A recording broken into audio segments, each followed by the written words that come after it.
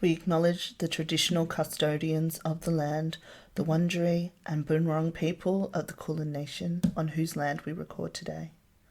We pay our respects to elders past and present. We recognise the ongoing intergenerational trauma caused by colonisation. Sovereignty was never ceded, always was, always will be. Aboriginal land. In the heat of discussion, the comment she made that it's a lifestyle change. Shut up! Hello. Welcome back to a new episode of Loud, Angry and Not Sorry, where we will speak about politics, feminism, economic, and our own stories, and we will not be sorry about it. It's Daniela speaking, and my dear friend. Hi, it's Leah.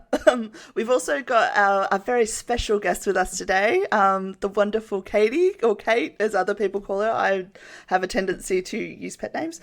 But Kate is a fantastic, incredible social worker, and she works in the domestic violence sector. And yeah, Katie, thank you for coming on.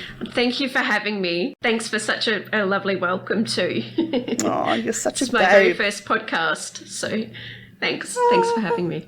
No, it's so excited to have you, Katie. That's awesome. Yeah, it's an absolute pleasure. So, Leah, glad to be here. Can you tell our people why we're going to be talking about this week? Well, in honour of Father's Day, we thought it might be a good opportunity to talk about the men's rights movement. Oh, yeah, that's fantastic. I love it. With Not all sorry. respect.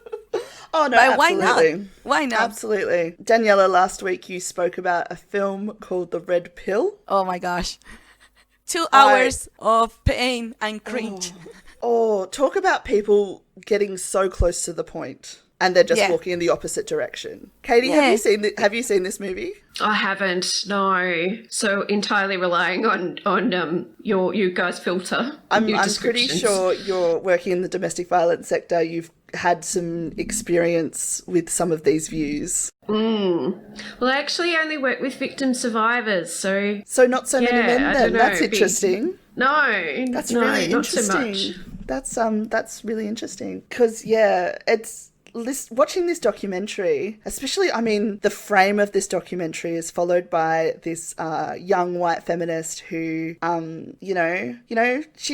she experienced discrimination in media, and she was typecast as a blonde, victim, and she was stuck in this role, and she was objectified, and people treated her really badly, which is fucked. That is very much one aspect of feminism. And she comes in this documentary as someone who is questioning the men's rights movement, very conveniently questioning. But what's really interesting, I found if you look at the notes from the movie, if you look at who actually produced the film, it's a company that actually makes documentaries, Docu-reality? Docu advertisement sort of things. Infomercials. No. So this is essentially a massive paid ad because exactly the men's voices, a voice for men or whatever the fucking organization's called, is a for-profit organization as well. Yeah. So it's not a not-for-profit. It's not a charity. It's a limited enterprise for-profit. They sell books, they make conference, forums, and they pay entries for go there. So basically it's just advertisement. They produce this themselves. Yeah. And they found this feminist woman that it was just listen to her was okay, girl. Yeah. It's really, really fun. I when I watched it was so cringe because I was why this don't have any sense. It's fun. And they always try to make look like the typical feminists that we are just screaming and saying bad words and calling cunt and idiot all the time, when they basically are saying everything that feminist was saying was perfectly right. Yeah, absolutely. I was dude, why you complaining is basically what are we complaining? Yeah. But you want to blame us and you want to talk about that women have more privilege than men. How are you there? So it's a really interesting, maybe we can start saying a little bit why they think that we have more privilege than them. Look, it's it's wild. They talked about like the power dynamics a lot, like especially within like sexual relationships, and how women are allowed to discriminate against men for being like short or ugly or something like that, but women discriminate against men for being like this and being short or being fat or being ugly. And you're just like, do you know that you're talking about the same things that we are? This is gender roles, this is discrimination, this is patriarchy that demands that people look a certain way to have value and to have worth. Like, we are actively fighting against that. What's wrong? Like, that's fine. Yes, we agree. Yes, totally. But they always get to right to the end and then they're like, so fuck feminists. And I'm just like, you don't understand what feminism is, clearly, because we're fighting for the same stuff. Yeah. Because they say that we create this big monster, like the patriarchy, and all men are bad, and we just create this when they actually don't have any privilege. They talk about a lot about childcare and when you get divorced, and sorry, I don't know that concept in English. I'm so sorry. What is it when you know when you get your kid? Oh, like the family court custody. Exactly, the custody. Yeah. And they talk about like reproductive rights, because they say woman has so many. Hear this, please, Katie. They say that women have so much more reproductive rights than them, because we have all these different kind of medicine for don't get pregnant, and when we are pregnant we can take the pill after, we can have abortion, we can give an adoption, but men don't have any voice about that. Like, if you get pregnant of a man and he want to keep the baby and you want to give it an abortion, they can't keep the baby.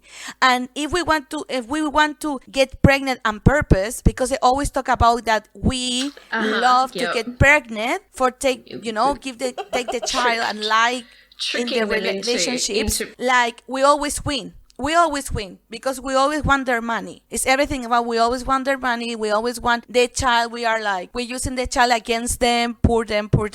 So they say that always the justice system privilege woman about that. Why you feel about that, for example, from that point? For a start, where do you start? Like, none of that's real.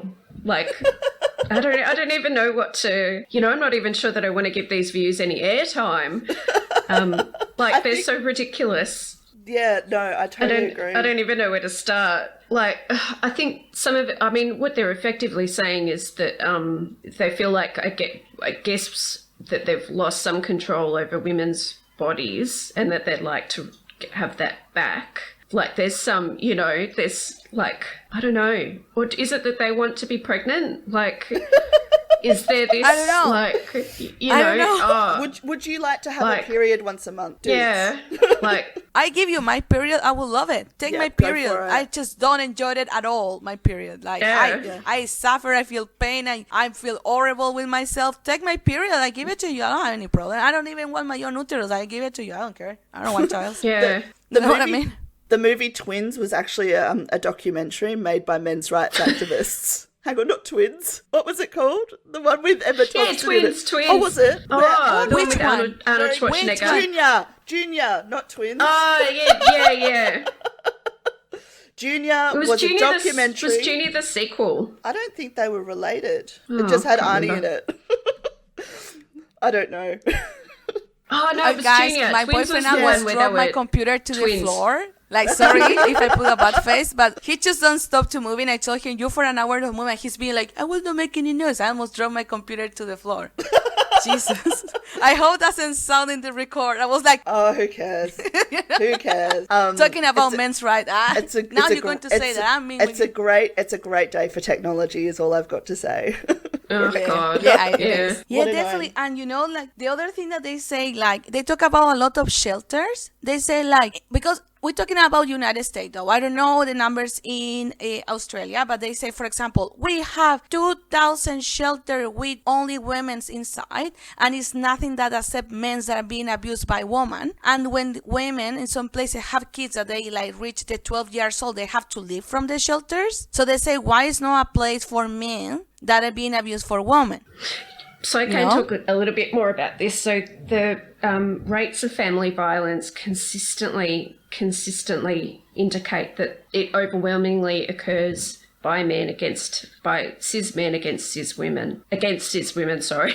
There are exceptions to the rule. There are women who perpetrate family violence, and the traditional models that have like women's refuges and response to family violence doesn't incorporate it's very like cis heteronormative. It doesn't incorporate like LGBTIQA+, victim survivors. It doesn't incorporate, different gender, different sexualities. The model is very, heteronormative and very cisgendered. But the numbers... So there is a push, especially within Victoria, to try and, worldwide, of course, not phrasing this very well, to have a service that responds to the community needs. So having a service that responds to the LGBTIQA plus community. There is, I know within Victoria, traditionally there have been rules around shelters not taking on children, like male children over the age of 13, because they start to look, the ideology behind it is they start to look like men, and other victim survivors that are women might be a bit frightened, and like it's a bizarre rule, and I know, in some circumstances it might mean that a family aren't able to access a shelter because they don't want to separate from, their teenage son, which of course, like it's a bizarre rule, but they're changing that within Victoria. We're moving towards what's called a core cluster model of refuges, which are like independent, detached units rather than having communal refuges. So that'll sort of enable greater scope to respond to community more. Yeah, that's so awesome. I remember you talking about that, and it was just like, it feels like such an obvious move forward. Yeah, it's expensive. That's yeah. why. Well, but I'd rather be spending my money on that than like Abbott's Mates and the Great Barrier Reef and all that kind of shit. Yeah, 100%. Yeah, agreed. But in terms of like. This idea that there are all of these female perpetrators of family violence against male victim survivors, that the evidence just doesn't back that up. Like, it absolutely happens, and there are absolutely male victim survivors of family violence, 100%, and they've not been given the service that they need, and that's, something that the sector really has to work towards. Because I think it's important to think that, at least I believe, in gender violence is different to domestic violence, and I think it's important to understand that. Like, women, we suffer of a gender violence, and that's the problem. Because they abuse us, they hit us, it's financial abuse, it's even the child abuse. Is a way that gender violence, because it's the way that they can hurt the mothers too, and that is the difference about domestic violence. If we like get violent with a man, that you can have bad moments. Of course, you can have abuser. Like, we are human beings. It can be like a woman that can be an abuser, but in the big part of the cases, it's not because he is a man. You know what I mean? It's just a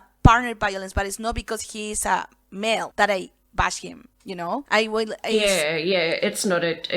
like gender inequality is at the root, at the heart of because I don't feel like violence. I own a man. I don't think I'm entitled because I'm a like men feel like, for example, that's the case, that they feel entitled to do things because you sometimes don't want to have sex with them because they feel that you have to have a relationship with them. You can say no, you can say no.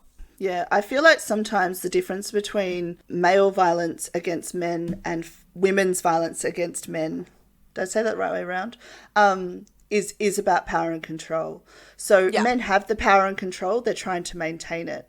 When women are aggressive or fighting or abusive, it's usually about trying to attain control. All the reason, I super agree. Obviously not always, like Katie said before. Like, there's always exceptions to the rule. Like women 100%. Can be shit. Like Hannah Gatsby said, my absolute hero. They don't have the monopoly on emotions. They just don't. Women can be shit too. We know this. Course. We see this, but it doesn't have the same systemic effect of me going down the street and punching a guy. He's going to be like, what the fuck? That bitch just punched me. And I'll be like, yeah, fair enough. Like, I'm a cunt. I just punched you. That was shit. But it's not going to add to the already existing systemic oppression that women face. And I think you say the right word. That is a systemic oppression. It's systemic. This is happening constantly. When we do, as a female, we do something, or women's, it's like weird case. So it's not a systematical thing. It's not something that is happening forever. So that is the problem, and that's the word. That's the word that makes the big difference. Yeah, and then No, Oh, sorry. yeah, Gary, sorry. Yeah. It's just like talking about like the roots and how do we go back to it and how do we address it. I think we need to go back to the start, and that's the Enlightenment, which is essentially where the patriarchy began. And we said last week, we spoke about how how feminism exists in response to patriarchy. They argue in the documentary The Red Pill that patriarchy is the result of gender roles and not the vice versa. And like I feel like he thinks he made this massive point, and I'm like, that is so irrelevant. Like, and that is essentially the entire documentary. Like, there's this one guy who goes, hang on, I'll just read out this quote because look, and the look on his face, you've got to see the look on his face when he says this, because he thinks he's pretty smart, yeah? Like, he thinks the one that closes his eyes all the time, the neck beard? Of course he does. Oh, no, this is a different one. This is like the older guy that always wears like a check shirt. But he's sort of had like a massive head. Women are seen as sex objects. Men are seen as success objects. Yes. Because they say that they have the pressure on our society to be successful. And it's like, we too. We not only have to be successful, we have to be beautiful, how you want to we look. We have to be good workers, good manner, smart, and accept every time that you want to fucking touch me. And you have pressure? But going back and to presumably like but going back to the Enlightenment, white and middle class and able-bodied and But going back to the Enlightenment, who put that system in place? Who developed capitalism? Who maintains capitalism? Who maintains patriarchy? Who sets the rules? Like, they even say within the documentary that, where the reason why men are overrepresented in, like, you know, in the workplace and as CEOs and in the legal sector and, you know, in legislation and in parliament is because men are supposed to go out and provide. And again, they get so close to recognizing that this is gender roles and capitalism, and then they just go, oh, no, but it's feminists. It's like this sort of this weird idea. Like, I feel like everyone except these guys know that correlation does not equal causation. But they're just like, hey, some really bad things happened to me. And I totally acknowledge, like, these guys have had some really shit experiences. And that's horrible. Like, that's really shit. Like, some people have really fucked these guys around. I mean, judging by their side of the story anyway, we don't ever hear from the apparently abusive woman. We don't hear their side of the story. We only ever hear these guys' side of the story. So that would be interesting to hear that other side. But also, they're talking about, you know, like all these terrible things that have happened to them. And then they're just like, and you see the rise of the feminist movement and the women's movement, and they just automatically assume that that's why they don't have rights. That whole meme that's like, we can all have a piece of pie. Like, me getting some of the pie doesn't mean there's less pie. Like, we all can have pie. I didn't represent that meme very well, but yeah, you know what I mean. Yeah. I will actually say an example about that, because I understand to sometimes justice is weird. Because I would like to talk about that a little bit with Kev. He could give her point of view. For example, in Chile was a case, the girl Amber. Amber was 16 years old. She comes from a really poor family. She was in the child system, you know, the government one that in my country, Chile, is terrible. And this girl 1 month ago was murdered, rape, cut in pieces. They make a hole and put it under the house. And he was the stepdad, you know. So long story short, this guy was someone that was in jail already.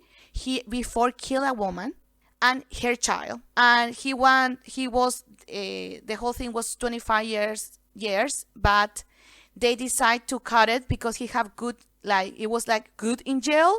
So they freed him for at only 11 years. Someone that killed a woman, and he was even in a TV show that talk about like horrible murders and shit, and he said that he don't know if he will do it again, because when he killed the other woman, he didn't think about it. But anyway, he was free last year or 2 years ago, and he killed this little girl. But the thing is, then the dad of this girl appeared. Oh, that's terrible. And he was saying, like, I was asking for my daughter custody for years, and they never wanted to give it to me. Because I worked too much, I didn't have time for her, and I live in another city. And all my family was in another... Chile is a really long country. We are like 6,000, 7,000 kilometers, right? So the middle from the north is really far. So that's why he said they never want to give me my girl. Anyways, I want to say that they never dig more in that thing, because I don't know what he did either. I mean, like, we don't know why they didn't give him the the custody to him neither. He never explained why, but he said that he never got the custody. And it's another case where it was a child, no, it wasn't even a child, it was a baby, 9 months, that was murdered and horribly too in Chile. And for the partner of the mom, but the mom say that he abused the baby too. And the uncle was asking for the custody, and he was gay.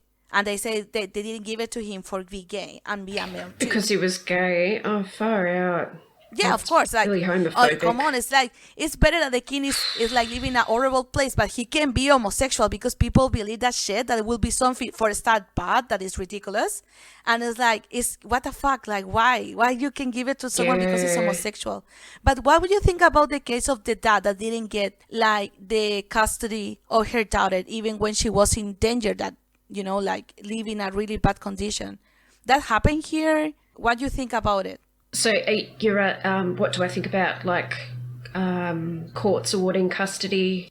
Yeah, So, that happened here in Australia, where you have kids that they have a really bad history, but they still prefer to give it to the mother still more than the dad, or that doesn't happen here? I don't know enough about the statistics to kind of, like, there is still, like, within the family violence sector, the family law court trumps any IVO. So if you've got a interim family violence order against your violent partner, if they then go to the family court and seek custody, like access to the children, maybe 50-50, maybe 100%, maybe supervised visits, if the judge grants that the perpetrator of family violence access, they get that access to the kids, even if there is an active intervention order that includes the kids on the intervention order. So that family law court trumps the integrated, IVO or DVO, whatever you want to call it, AVO.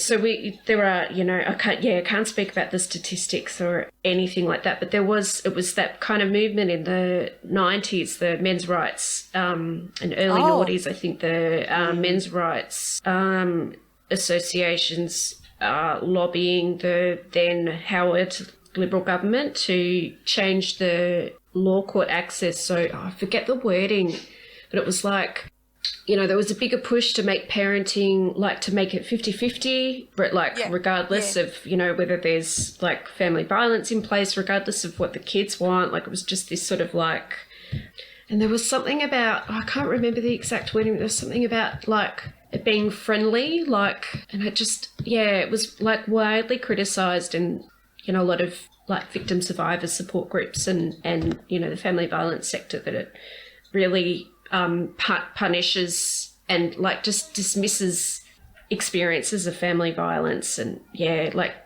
it's really messed up. I've been reading Jess Hill's book, Look What You Made Me Do, which talks about in quite depth and detail the stories of women who have experienced domestic abuse and assault and what they've lived through, and how essentially and a lot of the time what they're treated like in court, and the outcomes of the court cases and that kind of stuff, and what it actually means for their lives. It's such a powerful book. I encourage everyone to read it, but like, be kind to yourself and take lots of breaks, because I literally am reading it and just crying and putting it down and crying and putting it down. And then, I actually messaged Jess Hill on Twitter and she got back to me, which was really nice. It's an incredible book. It's an incredible book. Like, I think some MRAs need to read it, to be honest, but there's this one case study that it really grabbed me, how this woman, she's all the boxes. She's white, she's privileged, she's a doctor, she's smart, she's lovely, all of those things that you're supposed to be, that is supposed to protect you from this kind of behaviour, that clearly doesn't. It's, it happens in all classes, in all racial groups. There's no... doesn't discriminate. No, it doesn't discriminate. But she's, even after she is raped every night by her partner, but he doesn't abuse the child, he does abuse her, until one night he abuses the child. The child goes to hospital. They're really, he shook the baby and choked the baby. and goes to hospital. They're worried that she's going to have a cognitive deficit, if she's going to have like vision impairment, these kind of things. Like, that's how violent he is. And she finally leaves, and they're in the process of having supervised visits. So he still has access to the child. He still has access, yeah. Even after he almost killed the child, he still has access. What? And Okay.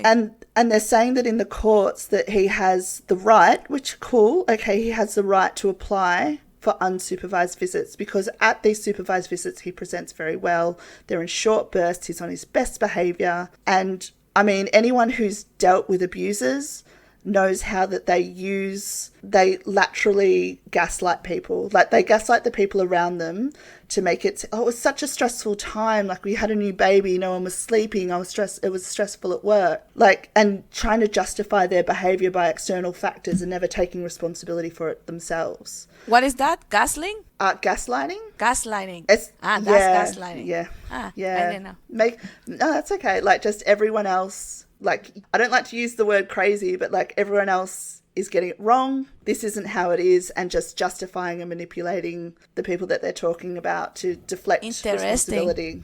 Yeah, interesting indeed. Indeed. Yeah, it's very common. Yeah. So manipulating someone into second guessing themselves constantly. Yeah. So like constantly undermining them, or Yeah, maybe just delete out everything that I ever say and just put in what Kate says. no, just do the opposite. I'm rambling like Oh, crazy. you're a beautiful angel. Oh, Stop it. Are you calling me a liar, Kate? Are you calling me a liar? God. How dare? No, I put up a Facebook status update thing that was like, let's normalize anxiety, shaking voices, let's everyone say 40 times together. It's totally fine, because what you're saying, Kate, is so important and needs to be heard. oh, thanks. Oh, that's Thank awesome. you. Oh, no. We should record a podcast drunk together. Then we'll get No, to that's chat. that's fun. I mean, especially in the part to get drunk. Yeah, let's do it. Let's do it. Yeah, I might actually be able to string a sentence together. Oh, you're stringing sentences beautifully. Yeah, No, not stop. sorry, not fishing for compliments. No, well, I'm giving them to you. I'm throwing them at you. I'm spearing you with compliments.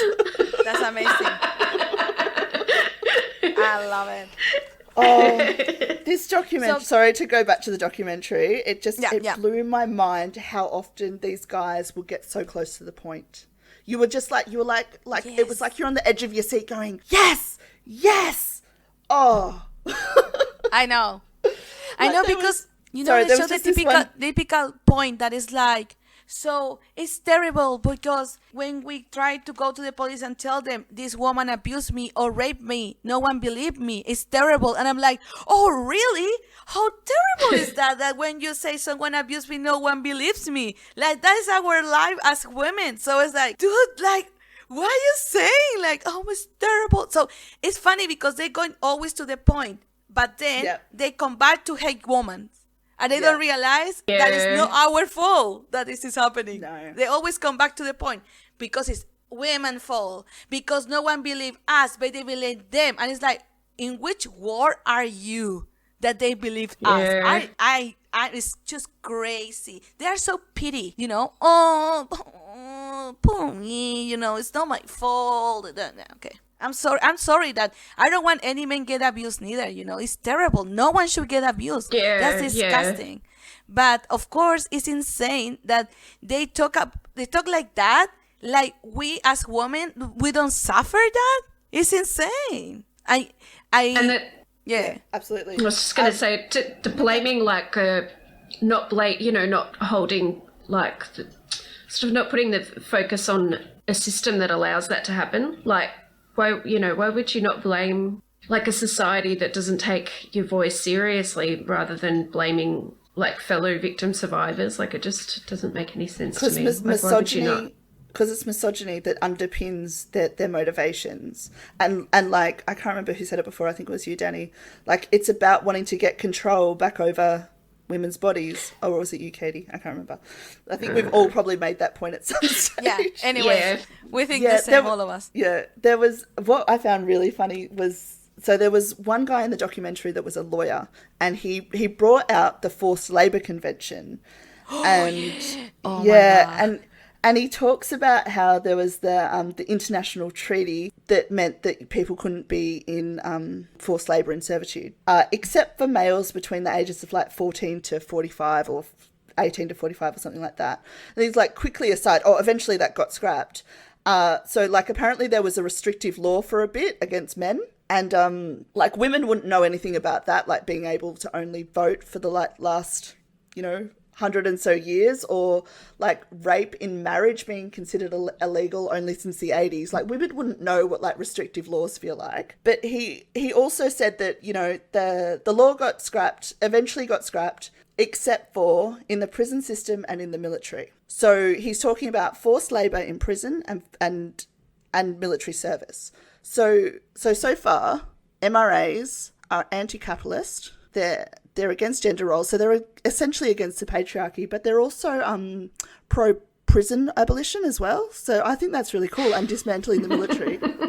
Yeah, but the thing is about this, sorry. If they could stop hating women, they'd be like the best anarchists. yeah, like, I swear to God. Can I say something? Like, the point about jail is bullshit, Yes, you can. because they're all white dudes, right? And in the United States, like the 70% are black males, and it's basically a new kind of slavery that they're making people work for free for big companies. And that's a problem that they have black people, not the white dudes that are talking there. The only person that I saw of color was a man that have a problem. He's in a group called Father Rights, when he was with a woman and she just say his name because she didn't know who was the father. And they make a DNA test and it wasn't him, but he have to still pay him manutention. But we're talking about, too, a society where people that is in United States, that is in color, and probably in Australia too anyway, like they need to do that anyway because they don't have help. It's like, it's different context. You can put them in context as you as a white male because their circumstances are completely different to you. So, like, why you can be talking about slavery when it's not about only being a man, it's about the race. And you are a white dude talking about, like, so, like, freely, like, oh, we are in jail. Shut up, you're not. It's not the same. Just talking about race and prisons, I was listening in on a panel that spoke about prison abolition, and they were talking about the fact that in America, when slavery ended and things like that, that's essentially when the prison system amped up. I watch it. That documentary on Netflix is amazing. People watch it. Which one was it? It's fantastic. Is it the 13th?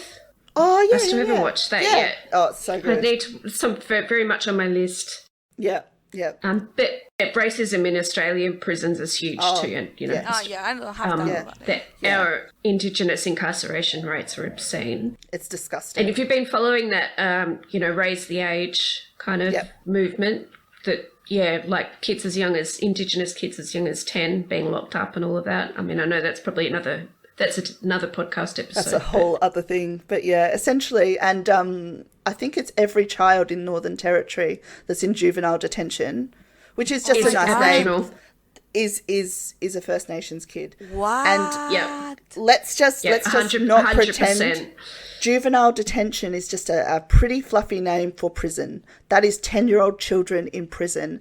And we go, dear Mr. Government, please can you raise the age from 10 to, was it 13? Was it to 14, 10 to 13? I think. 14? Totally unreasonable thing to ask. They were just like, nah. Yep, so we need to keep pushing that as well. Yeah. Yeah. Nah. And they're sentencing for like really minor things too, like, stealing chocolate bars and receiving stolen chocolate bars and, Receiving stolen chocolate bars. I'm pretty sure that was one of them. Yeah. But, and yet there's young Elijah who got run over and murdered because a dude thought he'd stolen his bike. So he thought he had the right to actually go and run that kid over and kill him. For steal a bike, because even he was doing it. Why you going to... It's a fucking bike. It's a fucking bike. Yeah. It's ridiculous. He got manslaughter. It's disgusting. Yeah. But when I want to go to another point too, because you were talking about that case where the man abused his child, but she, even it was a case that he was a privileged woman and she was a doctor and she was white. Okay, this is my point. The problem is not about even neither the privilege. It's about class and money. Because I swear to God, a man that is poor and bash a woman is different the case where it's a rich man and bash a woman. If you have money, darling, you will see your child because you have money. So again, we're going to the point. It's not privilege about men or woman, whatever. It's about money and capitalism. Because in the end, any country that you are, if you're rich, darling, the law doesn't touch you. Especially if you're rich and a male too, of course. So it's so many things that they're talking about. And they mix everything together. And you say, dude, that's capitalism. That's classism. That's racism. It's nothing big with us. It's not about our privilege as women. You blaming us for things that we are not doing. You just want to blame us as always. Yeah. And it's just really funny that they say that women have the easy way out. Like, we can just marry a rich husband and he just provides for us. Like, that's our easy way out. They say it. Yeah. They say it literally. And that's why. Yeah. It's like you said before, Katie, it's like part of me does not want to give this content airtime. Yeah. But also there needs to be like a genuine pushback, I think. I think sometimes we sit and we laugh and we go, oh, it's ridiculous. But no one actually unpacks it and no one discusses it properly. It's almost a little bit Mad Men, isn't it? It's like, expect to hear these conversations like 50 years ago, 70 years ago, but not in 2020. But, here we are. Here we are.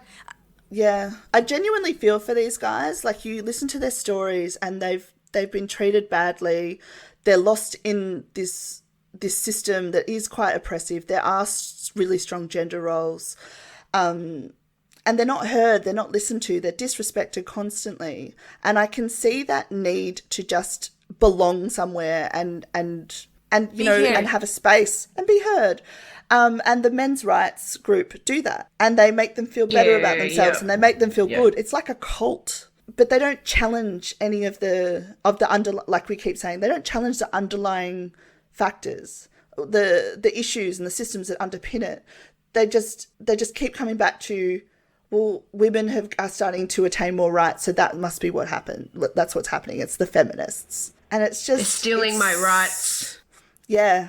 Yeah, I always think of that that meme with the swimmer drinking a bottle, the swimmer drinking a bottle of water in the pool, and it's just like men when they finally get their rights and they're like surrounded in water and they're drinking more water. Yep, I know the one you mean. Yeah, that's very much what these guys are after. Not understanding their privileges because they've had bad things happen to them. It's if we could...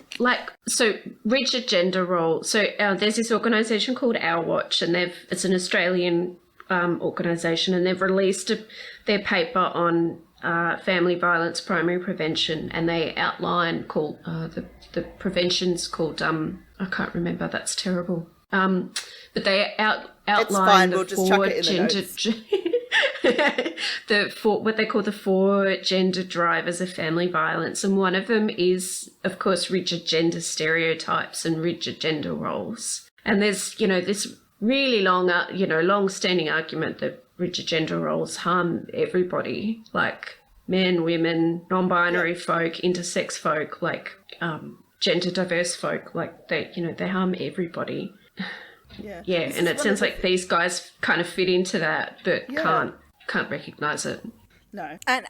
And I would like to talk a little bit, because inside of this group is another group, subgroup that is called the incels, that I'm dying to talk about them. Katie, have you heard about incels? I've heard of incels, yeah. I just obsessed. But can I tell you something fun? Can I go while you do this? No. You will love this part. You will love this part. Let me tell you this. You know who start and create the concept of incel? Women. A Canadian woman. So this started in 1993. It was a woman, a scientific, that she started a webpage because she feels like she will never have sex or have a couple. So he made this group for any sex, any gender, to talk about their story, how they feel rejected because sometimes you are more awkward socially, or you have other problems that make you it's hard for you to fit and find a partner. So she made this webpage as a support group for any gender. But happened then in the beginning of 2000, she realized that she was bisexual, and she started to feel better with herself. And she didn't call herself anymore an incel, because incel means involuntary celibate. Celibate? Celibate. Yeah, Celibate. involuntary celibate. Yeah. Yeah. So she realized that was about her, and she just give up the page, and he gave it to someone. And that is when to start to turn in a male issue. And they start to comment, basically what they say is that it's not their fault, that whatever they do, they will never have sex or have a partner because they're ugly, or they are like too smart, or because women prefer bad dudes, because they always talk about the good men and the bad men. They talk about the Chad and they talk about the Stacy, they talk about that women prefer to be with an asshole than with a good guy, because the women are all superficials. So it's not, they can't find a partner because they are ugly.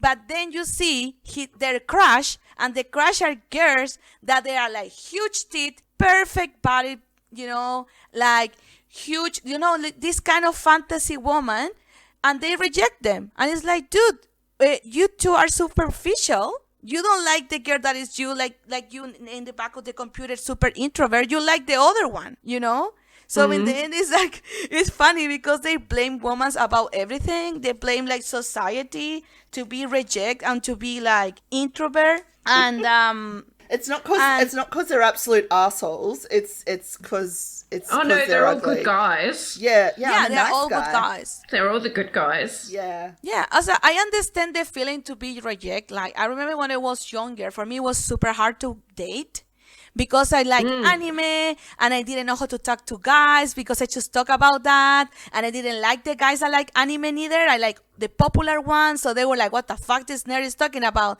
so what, I hate dudes, I hate it, they are so superficial. But then I realized that I was the superficial one. I was like, dude, look, the guys that you like, they're assholes, why you expect, of course.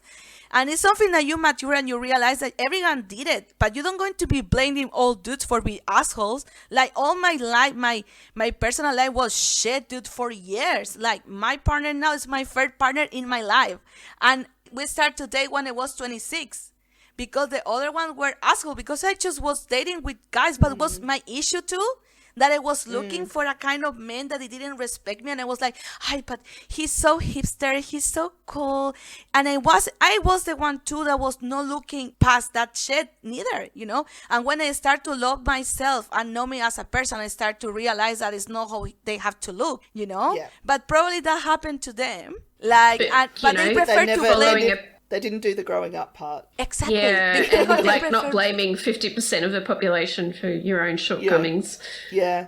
Like when I was younger, like I've always been this person, like super loud and, a bit opinionated about stuff. Same, baby. Yeah. Oh no, there's nothing wrong with it. But I was kind of, I don't want to describe myself as ugly, but I was pretty awkward looking for ages. And then all of a sudden when I turned sort of like 16 or 17, it's like things just kind of like, it's like my face adjusted and everything just went in. Yeah, of course. We have all the I know. It's like, It's everywhere though. yeah. And all of a sudden, all these guys were like really nice to me. And I was treated with more respect by people. And I was just like, this is because my face looks normal now. Like, I did my eyebrows and I'd put mascara on or whatever. But yeah, like, I'm like this. Yeah, but I was just like, this is really fucked up. Like, all of a sudden, I'm worthy of being nice to because my face looks like normal. Yeah. Like, 100%. yeah, so I'm pretty sure that I maintained that through my adult life, is that I would never judge people on that basis, as opposed to incels who are just like, well, fuck you, I'm gonna do it back to you, you fucking cunt. I'm like, all right, mate, like, go away, calm down. Thank God for the block button. Have you seen that meme where it's just like flirt like a white guy, and it's just like, hi, bitch. Yeah. That's essentially how they talk to us online. If we don't respond in, sort of 20 minutes or whatever, it's just like, oh, you cunt. Because again, we come back to the same problem that they think they own us. So like, how we dare to reject them, Yeah. I mean, see, if you want, And if you're nice, you have to be nice with girls. It's done. why I have to sleep with you because you're nice with me? Are you serious, dude? And then they talk about the black pill and the red pill. So the red pill is what men's right movement talk about. The basically the red pill tell you, I have it here, male privilege doesn't exist. That is a red pill. When you realize that male privilege doesn't exist. Really, that's okay. Okay. I hope the Wachowski sisters are suing them. Are they? Or is that what they're saying? Oh no! I hope they, I hope it's they fucking do. brilliant. Like, Let's just sue them for copyright. yeah. Man, but then they have the other pill that is a new one called the black pill. That is the incel pill. And they say, literally, Sorry, that when I'm gonna mute my mic. Yeah, so the black pill is incel take it and adopt the belief that is hopeless and nothing that they can do will change the lack of sex and relationship that they can get. So they accept that will never be loved, they will never love because they are ugly, they are incels, so I can do nothing about it because that's my life, you know? Oh, so they And it's become just so voluntarily immature. celibate. Yeah. I'm gonna just do another quick meme here. Sorry, I know I've done so many, but the Ned Flanders meme. I've tried nothing and I'm all out of options. Exactly. You gotta help us, Doc. I've tried nothing. We've tried nothing, and I'm all out of ideas. Oh, We're sorry, all out of sorry. ideas. Yeah. Again, just delete everything that I say and just insert Kate. Actually, can we If go it's back to the Simpsons start? quotes, then Can we, if we just, yeah, absolutely. If we just go back to the start and we'll just say that Kate is me and I am Kate. That will just sort me out totally. It's just like, oh, that was a really interesting point, Leah. Dude. And you know that there are two females incels? But it's really interesting the case of female incels. Because female incel, the difference with male, is that a female incel, the rage is inwards. And male incel is outwards. So as always, females, they blame themselves like, well, he didn't like me because this, and it's like he have, of course, that girl is more pretty, of course, that fucking horrible self-esteem, right? But they don't take it with the males, they take it with themselves. But dudes, of course, blaming us, men privilege, us, you know, like we are, they call us bitches, they call us egocentric, cruel, and shallow. That's how they talk about women, basically. It's really fun though, because it's so easy. I've got one us. problem. Yeah, it's like, oh, I've got this problem. I'm going to blame it on 50% of the world's population. Yeah. Just, you know. I'm not going to do any self-reflection or introspection. It's not about me. No. Might not. No. Oh my God. There's this. I'll put this in the notes as well because I can't remember her name. But there's this woman on TikTok who reads through people's Tinder profiles, and it's. I love that. Oh my God, that's so much fun. It's so funny. It's sad and depressing that these guys are like, oh, you know, you might not like me, but also you're a bitch. Like literally. Oh, that's so funny. Wow. Like he's on a dating app trying to attract attention.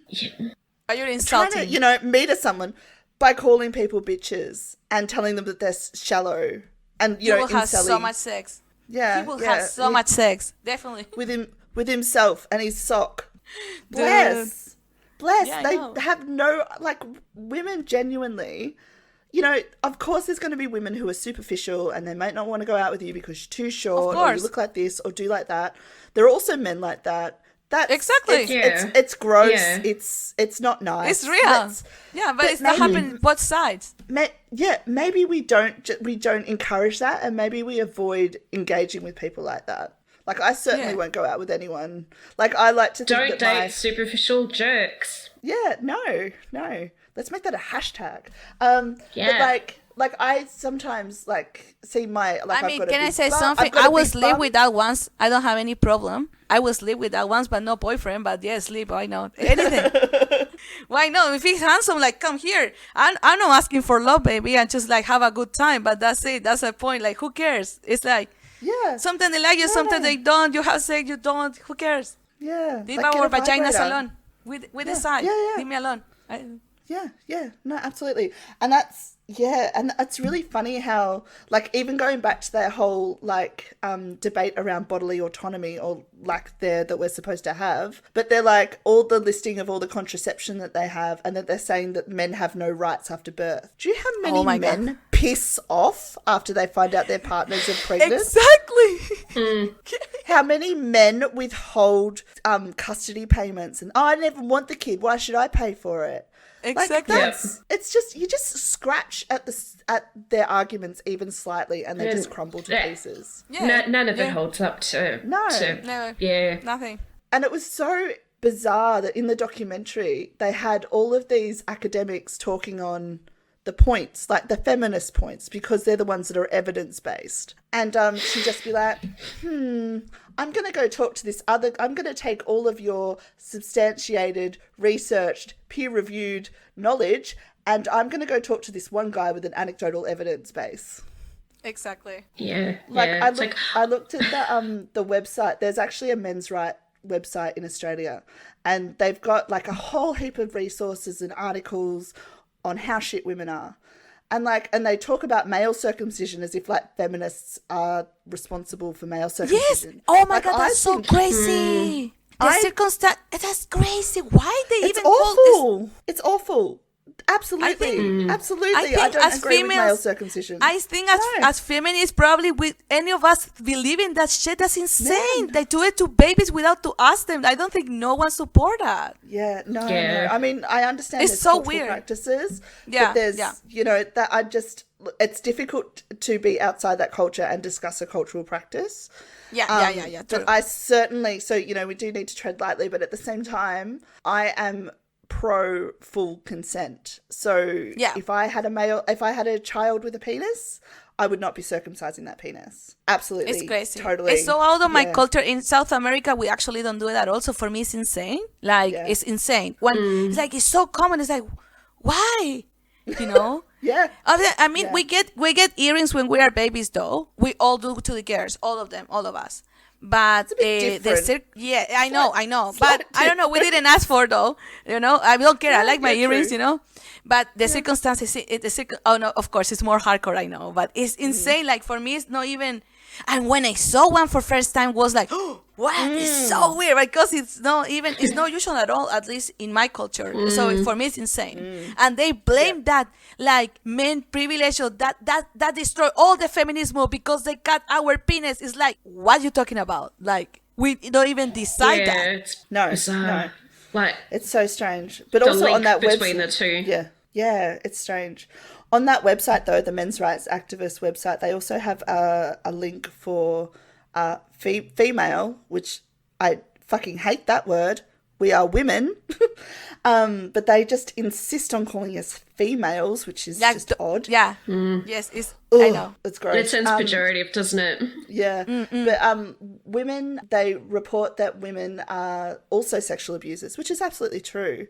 Again, going back to Hannah Gadsby, you don't have the monopoly on behaviour. Like, you just don't. But they've listed 3 different women as sexual abusers. And I don't know about you guys, but I've experienced sexual abuse 3 times in my lifetime. So I'm 38. So, you know, there could be more to come. And they were by 3 different men. So I'm sort of thinking that if that website could only pull together 3 women, I'm just 3, wondering yeah. if It's we funny. could maybe, you know, should we start a website that lists all the cases of, I mean, they're, you know, maybe Sherelle Moody or someone like that is kind of already doing that. But like, not only raped, but murdered, like the femicide. Hello? But they're like, these are three women, and one of them was a pedophile, essentially. Like, she was a teacher in a school. Yeah, which is disgusting. Absolutely. Like, Terrible. Still, no. Of course. Fluorescent, no. But, you know, let's look at it in the context of how many women have died this week and how many women today have been raped. Goes back to that argument about the evidence just not supporting any of these arguments. Like, you know, Facts. yeah, Just in facts. Australia, you know, we have on average, 1 woman a week murdered in Australia, in Australian statistics. 1 woman per like- week? That's really high. Yep. Wow. That's really high. 1 per week. That's pretty high. And I'm South American, so I can tell you that's pretty high. Yeah, it's It's really intense, and it's all down to how the media reports on it and how they speak about women's violence or violence against women and the gendered violence and the nice way that they report it in the media. Gender violence. Gender violence. That's the word. Femicide. They're just like, family man loses control and chops up his wife and burns her to death in a car. Like, you know, like they always... But he was a respected community member and loving father until and they talk about everybody. Domestic violence and circumstances. And they talk about Sorry, like I domestic... shouldn't laugh about that, but it's insane. Sorry, honey, I keep talking over you. Keep going. No, it's all right. We're talking, it's so hard to do this. Like, it's all right. Like, I can't wait that we can actually see in person and this shit can be more like fluent, you know? So it's definitely like, we will do it, girls. All good. And with a drink too, because I always help. But what I want to say, like this, and they always speak of like domestic violence. And domestic violence can be two sides. So they have to use the right words. They have to use femicide because it's different, you know? It's different. Domestic violence is too big for use it when it's actually violence against women. That's why it's important the media, the responsibility to use the words right. Because it's not the same, you know, how you say it's about power at so many things. Yeah. It's about power and control. And we're sugarcoating this, what's actually happening by just like calling it domestic violence or interpersonal violence or intimate partner violence, or like we're just tiptoeing around what it fucking is, and it's femicide. Yes. And it underpins murder and rape and assault, and we just need to talk about it appropriately and properly with the strong language that these issues deserve. Weekly, one woman on average every week. That shouldn't be happening. That should not be happening. We're supposed to have laws in place. Privilege? Is that woman privilege? Excuse me, people, look, you're going to tell me that that's woman privilege? Be woman murder? Hello? Yeah. Like, which word are you coming from? So I would like to... Oh, sorry, baby. Finish your idea. No. What idea? I just ramble. You know this. But that the woman in the podcast that was on the podcast, in the documentary that was from the honey badgers with the short hair. Yes. I wanted to crawl into the TV and do some interpersonal violence. Like, I wanted to have 100%. Oh my God. Again, like, they always pause before they say these like really cheesy things, and she's just like, justice is women, but patriarchy is bad. And what else did she say? Like, and feminism is going to be our savior, and that's women are the savior. What about the men? And I'm just like, I don't know. Probably out there shooting their wives. Like, I don't know. Like, it's the disconnect is so significant, and how they sort of they think that they've got this kind of gotcha constantly, and it's just like that's not a thing. It's not a thing. It doesn't exist. It's disgusting because they talk about the cases in Africa where different groups were like kidnapping kids from schools and destroying a school because they don't want to get Occidental education. And they say they only talk about when they kidnapped the girls, that they free, but no one talk about the school of boys when they were all murdered. And it's terrible because they just talk about when women are the victims, but they never talk about all the other cases where men are killed horribly. And it's like, yes, because feminist group are taking care about what is happening, but it's not the fault of the feminists that the media don't care about the violence in Africa. You know, like, why are you blaming us about that? That's ridiculous. If we have publicity that talk about violence against women, if we have things about that, if we have hashtags, if we have women talking in big forums, it's because we are working for us. Like, if no one does it, no one will. That all the things that we're getting is because we as women are working. So why you are blaming us to protect us each other? What is that bad? And if the only time that they're bringing up these arguments, the only time that they're promoting the rights of male victim survivors is in the context of people promoting the rights of women and girls. Like, that's the only time that this sort of gets a platform, is to shoot down that conversation promoting the rights of where were all the MRAs when Terry Crews was talking about his assault? Why aren't people shouting out for Terry Crews like abuse? Why aren't people up in arms about that? They were dead silent. Why aren't they Yeah. like going, hey, Terry, that was really shit what happened to you. Why don't you come and talk on our show? And the reason why Terry doesn't do that sort of stuff is because they're all full of shit. They hate women, and Terry doesn't because he's a massive babe, although I have a feeling he did something problematic.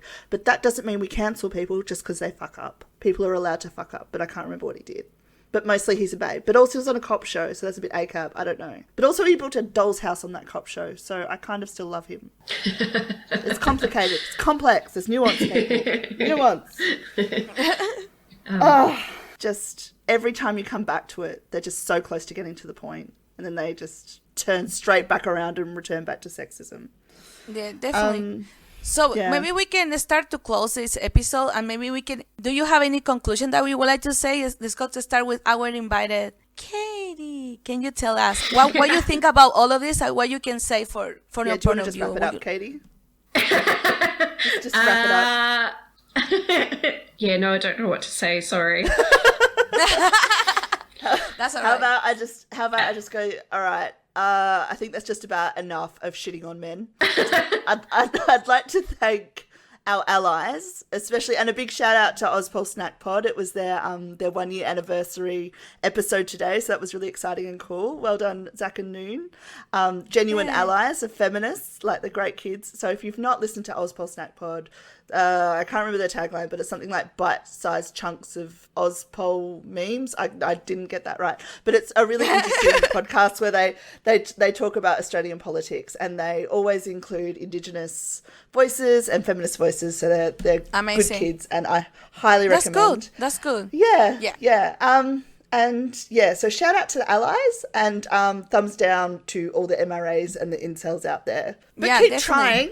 You might get there eventually. You could be good One day. anarchists, but you're not. Sorry, Katie. Thank you so much for coming today. And don't forget to subscribe to our podcast. Definitely don't forget to share. And we will make it better every time. So I'm so excited that we have Katie today.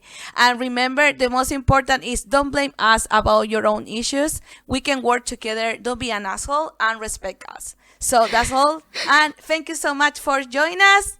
Have a great week. Bye-bye, girls. Bye. Respect women. Yay. Respect bye. women. Bye. Don't be a jerk.